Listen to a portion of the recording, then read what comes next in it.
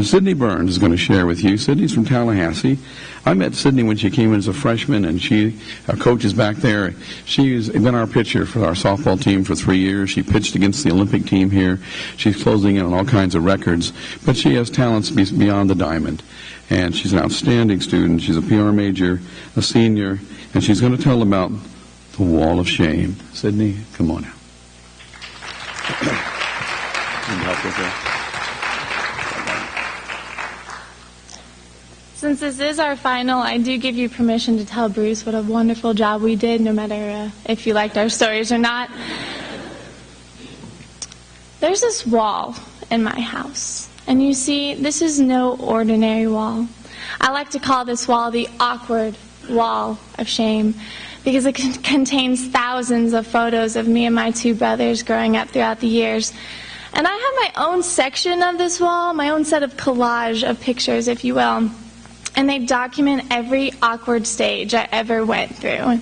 And what's embarrassing about this wall is we give every visitor to our house a tour. And so they'll be like, oh, you know, I really like that couch over there. And the kitchen's nice. And then they stop. They stop at this awkward wall of pictures galore. And they'll go, oh, Sid, you are so... Ooh. And one of the first pictures they look at is my baby picture. And I'm sitting in this basket, and I'm covered in bunnies, and it's all cute and pink. And some people thought I was cute. And there was one big problem. I was cross-eyed. You see, Mom would put me on her shoulder in church, and I'd gaze at everyone behind her, and they'd all think I was cute too, until they couldn't tell what direction I was looking. I was also extremely bald for 3 years. Mom, bless her heart, she would put little pink bows up in my little bald head with peanut butter. Thank the Lord for Jif. But eventually my hair did grow in and my eyes straightened out.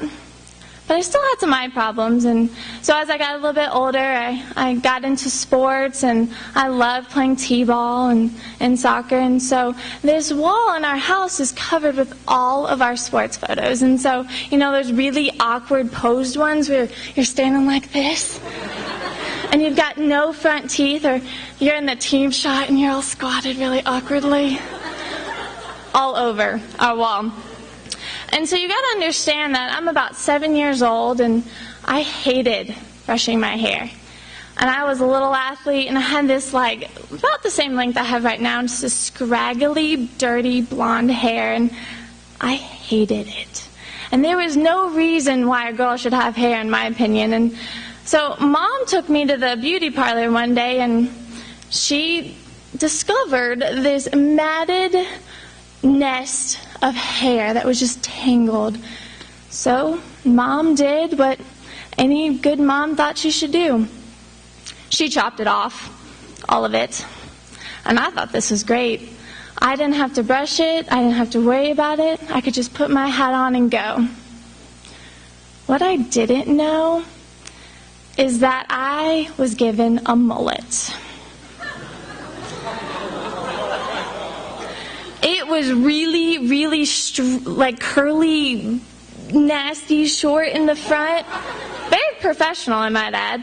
But then it was really curly and awkwardly long in the back, and Mom thought she needed some length in the back just so it would continue to look like a girl. But I have to admit, I went from scraggly girl to ugly boy in about 15 minutes. During this stage, I like I said, I had really, really bad eyesight, and so I had to get these really big brimmed glasses. And they were metal Laura Ashley purple and pink frames. And the metal touched the top of my pudgy cheeks. And then I had these really thick lenses that extended out from the sides. And the other thing that went along with my bad eyesight is I had to wear an eye patch around. And I walked around in public and in Walmart like this with my purple eye patch. and it was really dark because it was covering my good eye, and Mom, it's so dark in here. And I'd bump into walls. Yeah, there's pictures of it. During this time, I also got braces, but only 4 because I had buck teeth, gap teeth, and an overbite. And so I had 4 braces, and they always matched my new uniform or what holiday was coming up. So eventually, or what you need to know, I must say, is that I was homeschooled like Ren.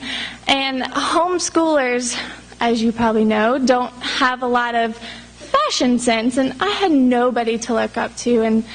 And so even though I didn't go to school and have yearbook photos, Mom made sure to take us to Sears and get our mug shots taken.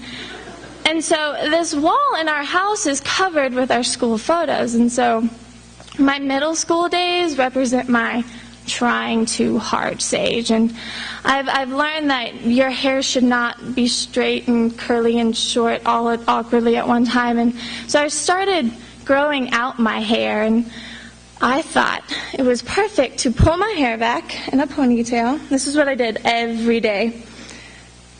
And I would take mousse, and I'd blob it in my hands and slick my hair back. And it wasn't perfect until it crunched when you touched it.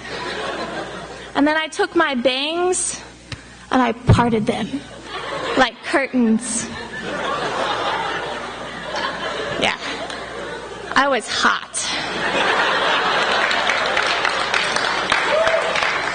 Then, do you guys know those 80s scrunchies? You know, the ones that are all fabric? Okay, well, I took 2 of them, and I would wrap them around my ponytail to give it a little bulk, and then I would flip my ponytail backwards over it and create like a donut hole bun, because my hair wasn't long enough, and I thought buns were just like the in thing.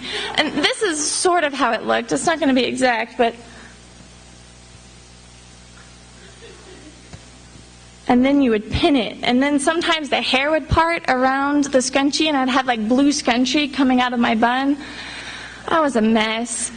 But anyways, during this stage, I also decided makeup was something I needed to embrace. And I loved glitter. I don't know how athlete and glitter goes, but it worked for me, let me tell you. And so I had glitter in 10 different colors, and it matched every outfit and every set of braces I ever owned. And so I'd put it on the temples and sides of my cheeks, and I had big circles of glitter. And so not only was I a pirate with my eye patch, I was also a clown growing up. And so I got a second set of braces that was a full set. And I also liked to wear lipstick, and my mom gave me her beigeish pink lipstick. So basically, I looked dead. But hopefully the glitter helped, so I don't know.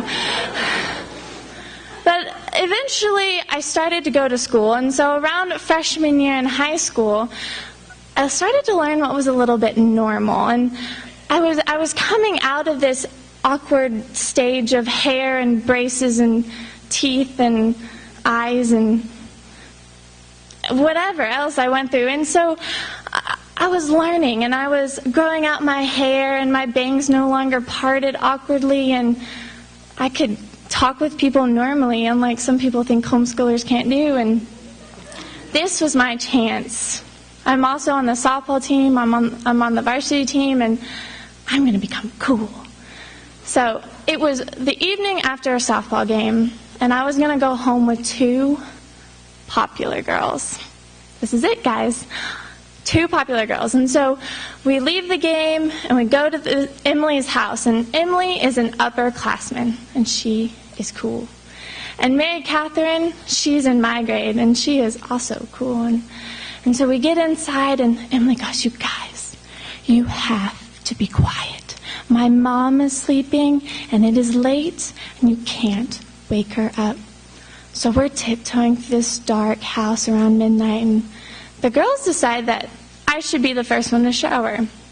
Hopefully that doesn't mean I was the stinkiest, but that's besides the point. And so I walk into the bathroom, and I turn on the shower, and I strip off my uniform, and need to go to the bathroom, I thought, so I sat down and I did my thing, and as I got up and flushed the toilet and the toilet water began to swirl, I noticed this like brown fuzzy thing in the bottom, but I didn't go number 2.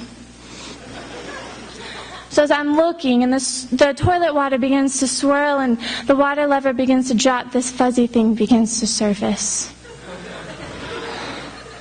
And I find myself staring into 2 dark, black, beady eyes of a gigantic sewer rat. And it jumped up on that edge of the toilet seat and looked at me.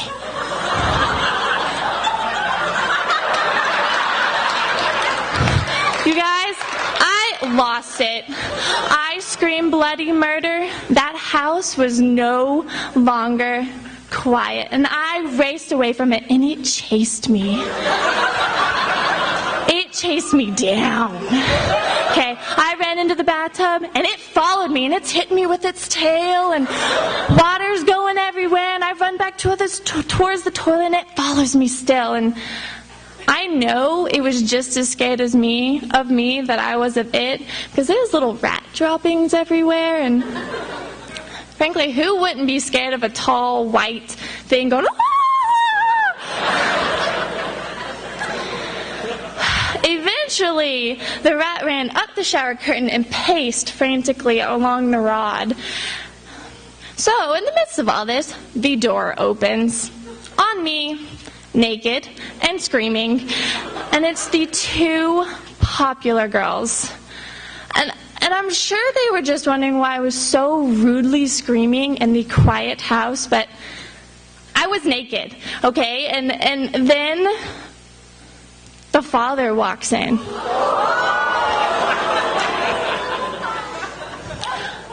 On me naked. But frankly, I was happy, despite he had a broom, the weapon of destruction. And so me and the 3 girls quickly exited and left him in there with the rat. And we sat in the dining room that was next to the bathroom, and we could hear him banging at this rat, and the walls were shaking. And pictures in the dining room, I'm not kidding you, were falling off.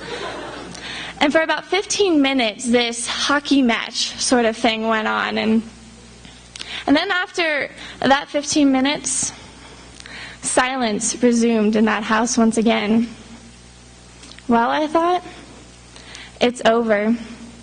The rat is dead, and so are my hopes for ever being popular and normal. But there was one good thing that did come out of that evening. My mom was not there to take my photo and hang it on our wall of awkward shame.